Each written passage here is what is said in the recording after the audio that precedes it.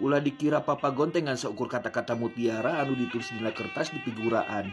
Tuluy dijadikan hiasan. Nyatana papagon teh nyaeta hukum. Nah, sabab di jerona aya supata atawa konsekuensi hukum. Sok geura bandungan, gunung teu meunang dilebur, lebak teu meunang diruksak, panjang teu meunang dipotong, pondok teu meunang disambung, buyut teu meunang diobah, pipit kudu amit, ngala kudu menta, ngeduk cikur kudu mihatur, nyokel jahe kudu micareh, ulah ponteng kanu koneng, ulah cuet kanu beureum, jeung saterusna. Pandidinya aya supata, nu saterusna lamun ngarumpak tah kata eta anu disebut supata atawa konsekuensi hukum teh.